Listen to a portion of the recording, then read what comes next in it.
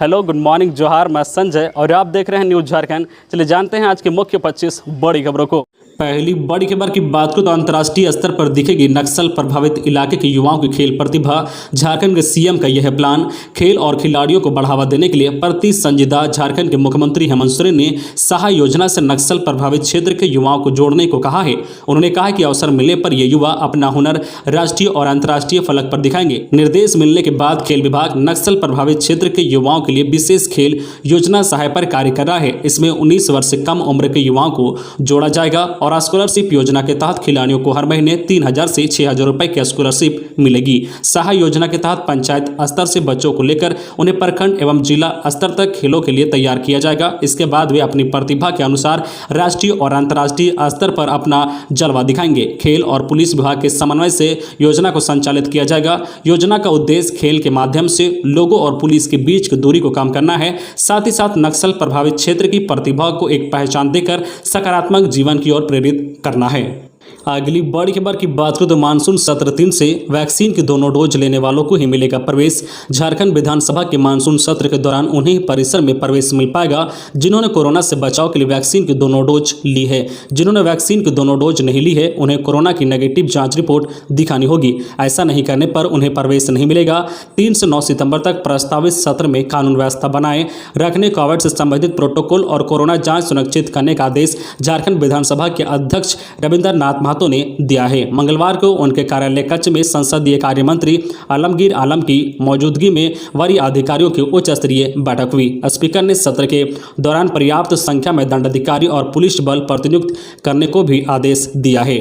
अगली बड़ी खबर की बात करें तो शिक्षकों के वैक्सीनेशन के लिए साइट पर देनी होगी जानकारी।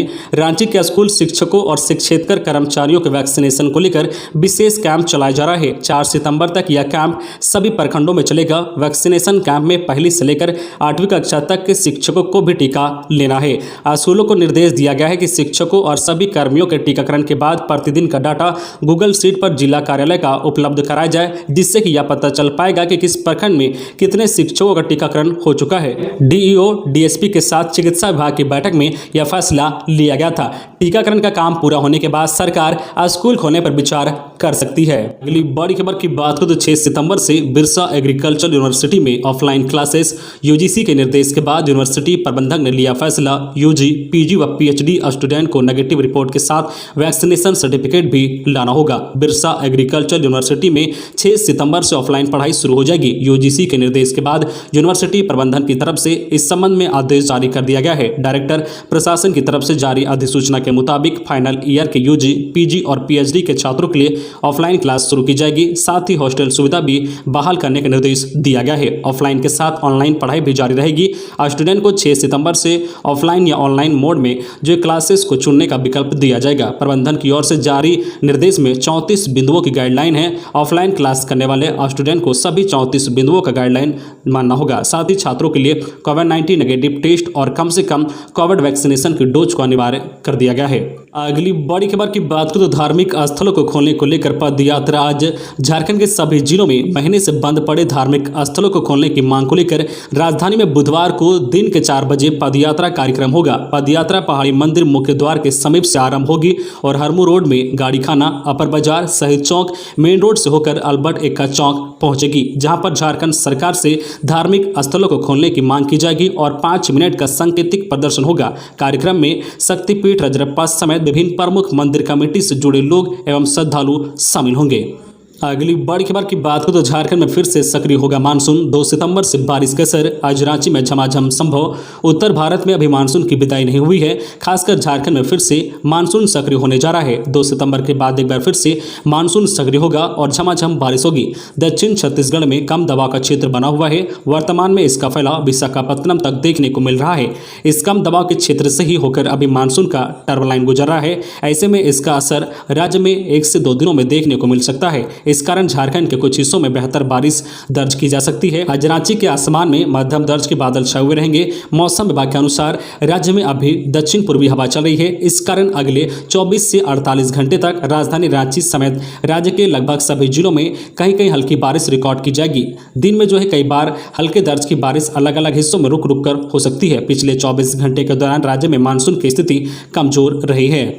खबरों में आगे बढ़ने से पहले आपसे एक रिक्वेस्ट है कि अगर आप झारखंड के साथ बिहार की खबरों से भी आप अपडेट रहना चाहते हैं तो आप हमारे यूट्यूब चैनल बिहारी खबर चैनल को सब्सक्राइब करके बेल आइकन प्रेस कर दें, जिसका लिंक वीडियो के डिस्क्रिप्शन में दिया हुआ है, जिससे आपको बिहार की खबरों का भी अपडेट आप तक पहुंचता रहे। तो आप हमारे चैनल बिहारी खबर चैनल को सब्सक्राइब जरूर करें। तो चलिए बढ़ते हैं खबरों की ओर। अगली बड़ी खबर की बात करें तो झारखंड में पूर्ण शराबबंदी लागू कर गुरुजी के सपने को साकार करे मुख्यमंत्री दीपिका गोड्डा महागामा की कांग्रेस विधायक दीपिका पांडे सिंह ने बिहार की तर्ज पर झारखंड में भी पूर्ण शराबबंदी लागू करने की मांग की है। कांग्रेस विधायक ने कहा है कि झारखंड में अब तक कई सरकारें शराब के उत्पादन और बिक्री को बढ़ावा देने के उद्देश्य से ही समय समय पर नीतियां बनाती रही है। वर्तमान में हेमंत सोरेन सरकार ने भी हाल में मद्य उत्पाद निषेध नीति में संशोधन किया है। उन्होंने कहा कि यह चिंता एवं तकलीफ का विषय है कि अब तक किसी भी सरकार ने जनभावना का सम्मान करते हुए झारखंड में पूर्ण शराबबंदी के लिए कोई ठोस कदम नहीं उठाया है। विधायक ने मुख्यमंत्री से मांग की है कि झारखंड में शराबबंदी लागू कर झारखंड को बचाया जाए। अगली बड़ी खबर की बात करें तो सूबे के 5 शिक्षकों को मिलेगा राज्य पुरस्कार। झारखंड में शिक्षा के क्षेत्र में बेहतर काम करने वाले शिक्षकों को 5 सितंबर को सम्मानित किया जाएगा। सर्वपल्ली राधाकृष्णन की जयंती शिक्षक दिवस पर आयोजित शिक्षक दिवस सम्मान समारोह में चयनित शिक्षक सम्मानित होंगे। कोरोना संक्रमण की वजह से पिछला वर्ष सम्मान समारोह का आयोजन नहीं किया गया था। स्कूली शिक्षा और साक्षरता विभाग 5 शिक्षकों को राज्य पुरस्कार से सम्मानित करेगा। वही 4 से 5 शिक्षकों को जिला स्तर पर भी सम्मानित किया जाएगा। स्कूली शिक्षा और साक्षरता विभाग इसकी तैयारी में जुट गया है। अगली बड़ी खबर की बात तो साइबर क्राइम को लेकर जामताड़ा में दिल्ली पुलिस की बड़ी कार्रवाई। जाने कैसे पलक झपकते साफ कर देते हैं अकाउंट। ऑनलाइन ठगी के बड़े गिरोह को मंगलवार को झारखंड के जामताड़ा से दिल्ली पुलिस की साइबर सेल ने 14 लोगों को गिरफ्तार किया है। पुलिस के अनुसार गिरफ्तार किए गए 14 आरोपियों में मुख्य आरोपी गुलाम अंसारी और अल्ताफ भी शामिल हैं। आरोपियों के पास से 2 करोड़ रुपए की संपत्ति और 20 लाख रुपए की SUV जब्त की है। गिरफ्तार किए गए जालसाज 9 राज्यों के national cyber crime reporting portal पर दर्ज 36 मामलों से जुड़े हैं। उन्होंने 36 मामलों में करीब 1.2 करोड़ रुपए की ठगी की है। उन्होंने रोजाना 4 से 5 लोगों को ठगने की बात स्वीकार की है। अगली बड़ी खबर की बात करो तो राज्यपाल बोले नेत्रदान से बड़ा कोई दान नहीं। 36वें राष्ट्रीय पखवाड़े में नेत्रदाता के परिवार वालों को किया सम्मानित। हर छोटा काम बड़ा होता है। अगर कोई लंबे समय से अंधेरे में हो और उसे अचानक सब कुछ दिखने लगे तो उसकी खुशी का कोई ठिकाना नहीं रहता है। आज संपूर्ण विश्व कोरोना वायरस की समस्याओं से ग्रसित है। हमारा देश और प्रदेश भी इन चुनौतियों का सामना कर रहा है। हमने कई अपने को खो दिया है और इसी भी जिन्होंने नेत्रदान करने का काम किया है उससे किसी को नया जीवन मिला है। यह बातें राज्यपाल रमेश बिस्ट ने मंगलवार को रांची स्थित कश्यप मेमोरियल आई हॉस्पिटल के सभागार में आयोजित आई डोनेशन अवेयरनेस क्लब के द्वारा 36वें राष्ट्रीय नेत्रदान पखवाड़े के अंतर्गत आई डोनेशन अवेयरनेस कार्यक्रम में कही है। राज्यपाल ने आगे कहा कि नेत्रदान के प्रति जागरूकता उतनी नहीं है। लोग भावनाओं में बह जाते हैं, लेकिन अगर भावनाओं से ऊपर उठकर सोचे तो कितना बड़ा काम हो सकता है कि किसी को आंख मिल जाए। इससे बड़ी बात और कुछ नहीं हो सकती है। कार्यक्रम में मृत्यु के उपरांत अपने परिजनों के नेत्रदान करने वाले 10 परिवारों को राज्यपाल ने सम्मानित किया है। अगली बड़ी खबर की बात करें तो चतरा में सखी समूह की महिला से 1,94,000 रुपए की लूट। बाइक सवार लुटेरे बैग छीनकर हुए फरार। चतरा के इटखोरी के मुख्य बाजार क्षेत्र में मंगलवार की दोपहर आजीविका सखी समूह की महिला सदस्य 1,94,000 रुपए दिन दहाड़े लूट लिए गए हैं। बाइक सवार 2 लुटेरे रुपए से भरा बैग महिला के हाथ से छीनकर फरार हो गए हैं। हालांकि थोड़ी ही देर में पुलिस ने बाइक सवार लुटेरे का पीछा किया, लेकिन लुटेरे पकड़ में नहीं आ सके। इस सिलसिले में स्थानीय थाना में मोटरसाइकिल सवार अज्ञात 2 लुटेरे के विरुद्ध लूट का मामला दर्ज किया गया है।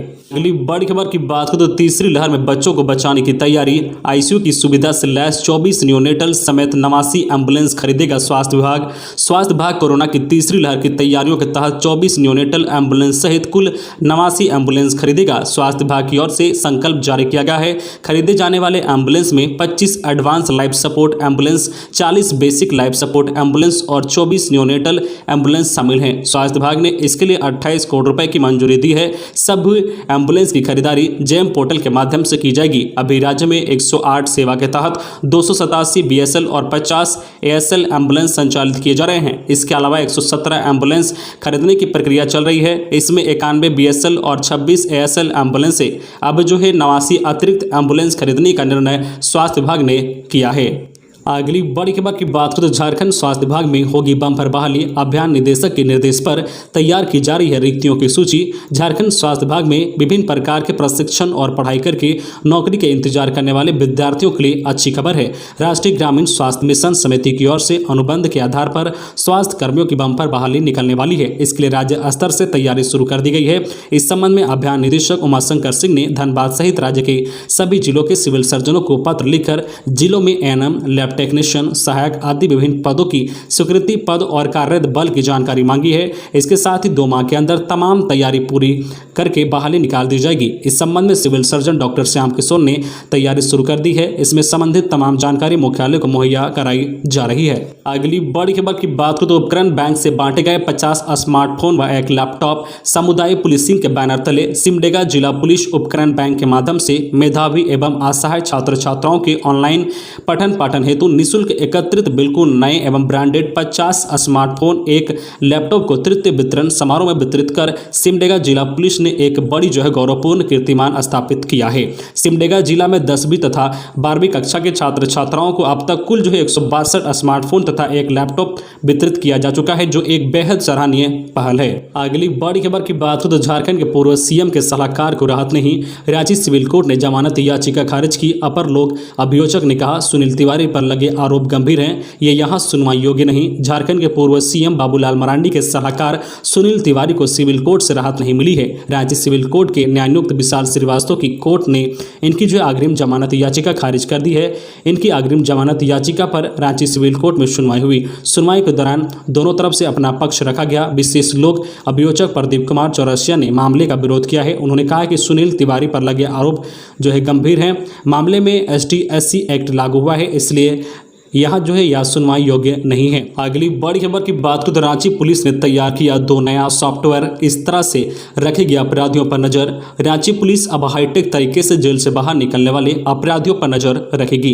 विशेष सॉफ्टवेयर के जरिए वैसे तमाम अपराधियों की लिस्ट तैयार कर पुलिस ने उन्हें अपने राडार पर ले लिया है, जिससे एक क्लिक पर कहीं भी देखा जा सकता है। रांची के सिटी SP सौरभ की पहल पर यह सॉफ्टवेयर एप्लीकेशन तैयार किया गया है, जिसमें तमाम बड़े से लेकर छोटे अपराधियों की जानकारी और उनके किए गए अपराध का विवरण होगा। राज्य के सिटी SP सौरभ ने बताया है कि CID के द्वारा पूर्व में एक OCCIS नाम का सॉफ्टवेयर डेवलपमेंट किया गया था।